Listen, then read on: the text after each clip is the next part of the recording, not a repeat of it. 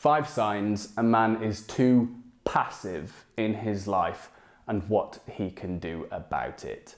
So mate, I know all about passivity. 3 years ago, I was living in a cockroach-infested party apartment in Lisbon. I was about 10 kilograms overweight. I had a really big belly. I was using food as an emotional coping mechanism because I had a bunch of trauma that I wasn't processing at the time. I was ignoring it. I wasn't dealing with it. I was playing video games in my windowless box room. It was a small room. I was paying 350 euros a month for it and struggling to afford that sometimes.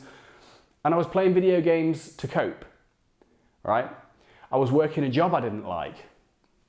I was working as an SEO content writer for a drop shipping company that sold sleep products or something like that. I didn't really give a shit about it whatsoever. So I knew all of these things were a problem, but the fact is, man, they weren't a problem. They were symptoms. Everything I just pointed out was a symptom of a deeper underlying core issue in my life, and that was that I was living passively. My life was being governed and driven by passivity. So in this video, mate, I'm talking about passivity. I'm zoning in on that bitch and we're gonna deal with it because some of you guys out there are living passively right now. Some of you watching this are living passively right now. And I wanna tell you in this video what passivity is, why a passive life is deadly. And I'm gonna give you the 5 signs that a man is passive and what you can do about it. And if this is your first time on this channel, mate, nice to meet you. My name is Oliver, I'm a writer, I'm a personal guide, and I'm a retreat leader. And on this channel, I'm exploring the topics of authenticity, confidence, integrity, creative freedom, and independence. Passivity is being a background character in your own life. It's being what you might otherwise find on YouTube, an NPC. You're not the main character, you're an extra. Okay, you're kind of in the outskirts.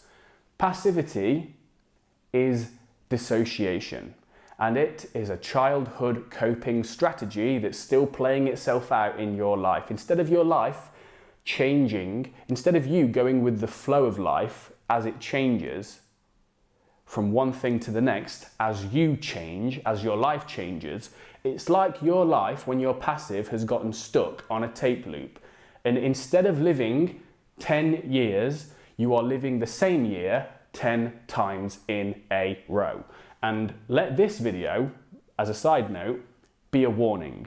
If you watch this video and you do not take action to overcome passivity, the next 10 years will basically be a repeat of last year.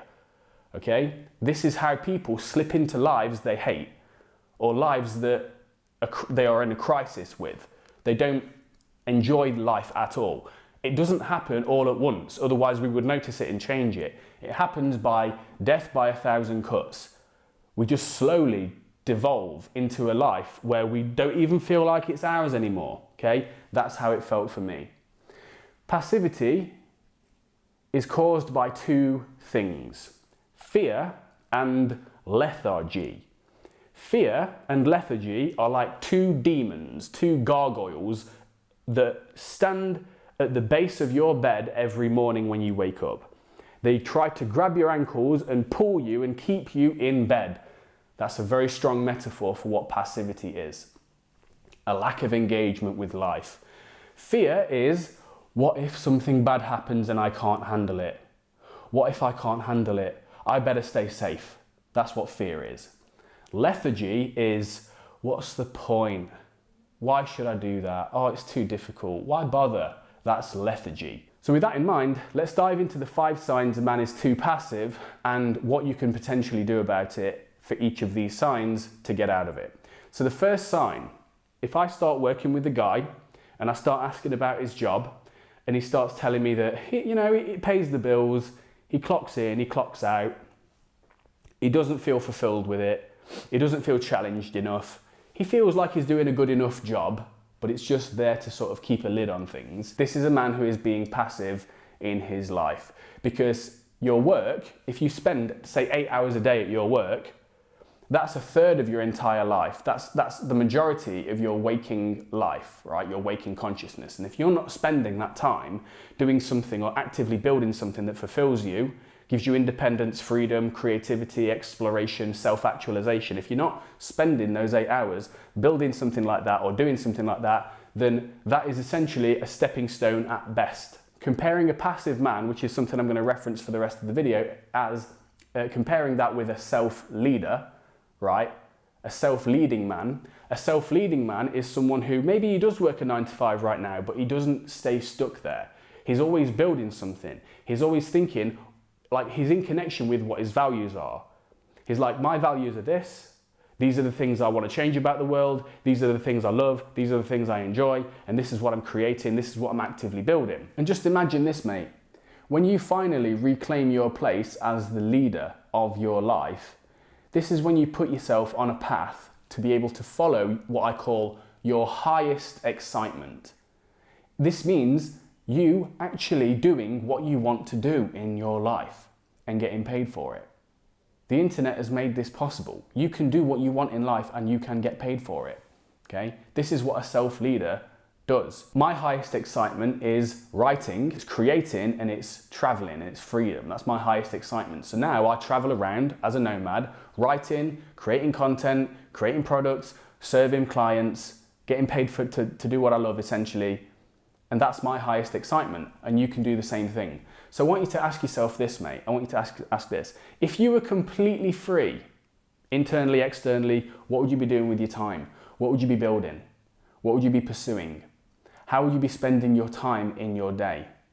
Take out a journal, answer these questions. The second sign is that a passive man lives at the mercy of his emotions. Fear and lethargy cause him to procrastinate because essentially what he lacks is emotional self-reliance, emotional resilience, emotional competence. So his emotions are basically the ones driving the bus of his life. He will only take action if he feels good. And it's like emotions are clouds that he doesn't have control over. So this is one of the things that makes him passive. A passive man doesn't actively practice the skill of emotional self-mastery, essentially. And as a result, his life feels perpetually out of his control. But when you become a self-leader, you learn to master your emotions. You expand what I call your internal emotional container. A passive man's emotional container is very small. He can't actually handle much emotional content or strong emotions. So he has to create all these defense mechanisms and protection strategies in his life to prevent any water going in his emotional container. A self-leader is a man whose emotional internal container is huge. So he can take action because he can handle rejection. He can take action because he can handle embarrassment, shame, guilt, because his emotional container is huge. So it doesn't overwhelm him as easily.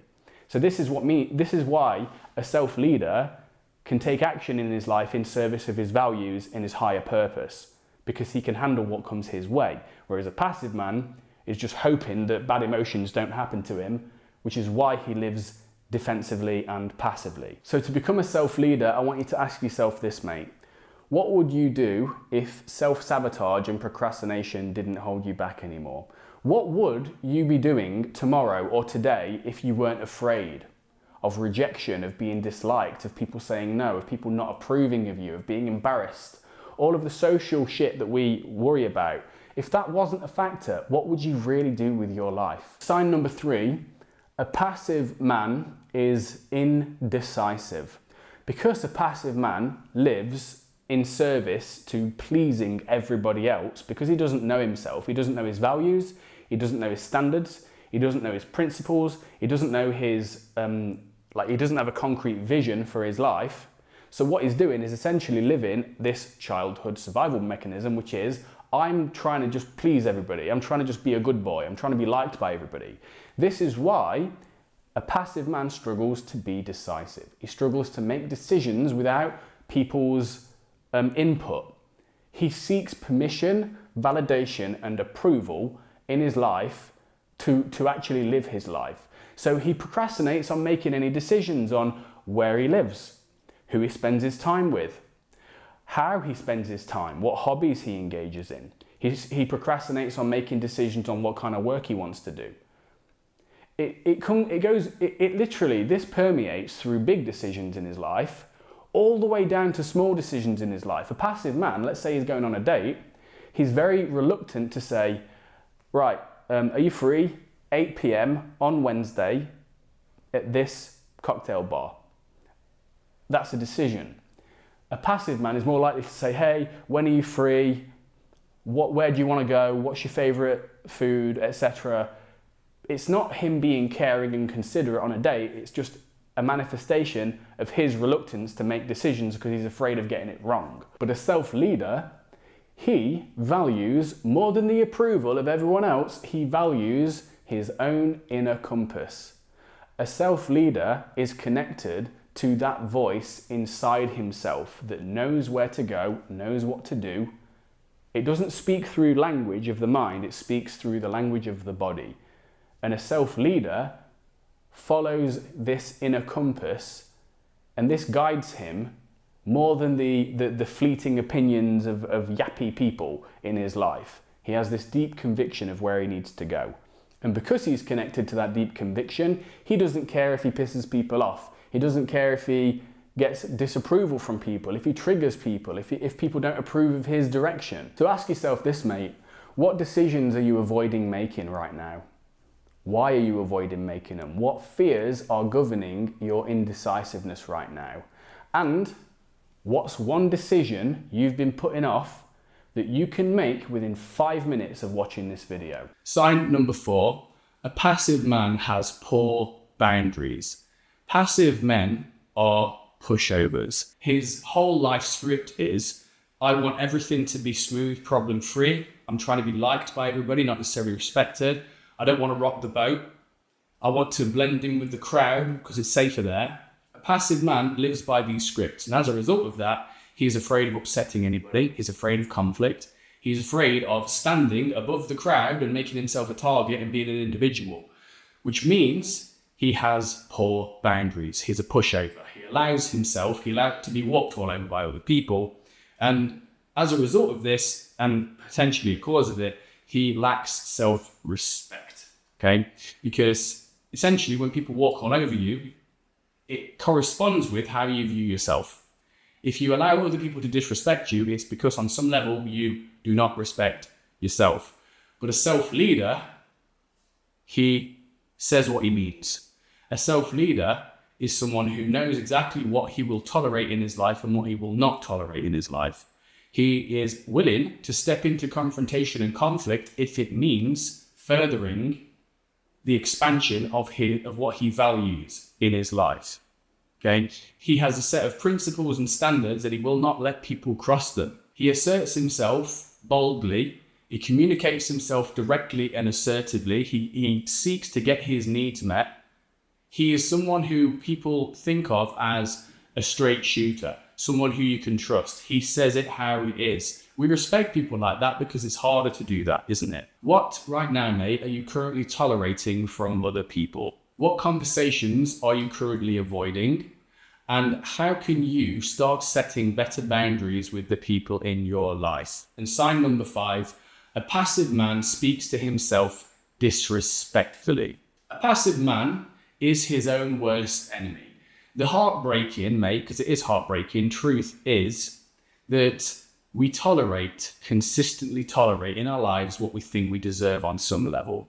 If you have poor health, if you have shitty relationships that are shallow, if you have a job that doesn't fulfill you, if you have these cycles of bad habits that you know are destroying you spiritually, physically, emotionally, etc., but you keep doing them, it's because on some level, you, and I'm sorry to say this, do not respect yourself. I didn't respect myself. When I look back on myself from 3 years ago, I look at photos of myself back then. I'm a man who didn't respect myself at all. Because if I respected and loved myself, I would not have allowed myself to get into that situation. I will never allow myself to get into that situation again. But that's because I've changed my relationship with myself. And how do you do that? You do that by talking to yourself and treating yourself as a person you love to help, as you want to help, as a person you respect. A passive man, 9 times out of 10, has a brutal inner critic, and he has no internal boundaries with that part of him at all. So his inner critic is just free. It's a free-for-all. The inner critic just occasionally shows up, says a bunch of mean stuff that obviously perpetuates this self-sabotaging cycle, right? It's a vicious cycle. But a self-leader is a man who is his own best friend. So he does not tolerate a life that is unfulfilling. He doesn't tolerate it. He makes plans. He actively engages in the whole process of creating it because he knows he deserves better. And so do you, by the way, mate. If your life isn't what you want it to be, I want you to take if you take anything away from this video, mate, it's this. You deserve better. You deserve to live a beautiful life. You deserve to have a life that consistently meets your needs, a life that you enjoy living, a life where you wake up in the morning and you feel great. You deserve that, man. But just answer me this, will ya? How long are you going to wait before you start demanding the best for yourself? If you loved yourself completely, is this life that you're living right now the kind of life you would accept? I am currently sick right now. I've had to cancel coaching sessions. I'm ill. But I said to my accountability group that I will publish this video this week, or I will pay them each $100. So I'm publishing this video and then I'm probably going straight to bed again to rest up. But mate, I hope you enjoyed this video. If you're interested in working with me, I've got options below. If you click the link in the pinned comment down below, there's 2 options for working with me. You can either have a single session or you can book a free call with me where we can discuss options. In addition to that, mate, I've got a bunch of free resources on my website, so check those out as well. Good luck in your healing journey. Good luck in your personal development journey, brother. And I'll see you in the next video, all right?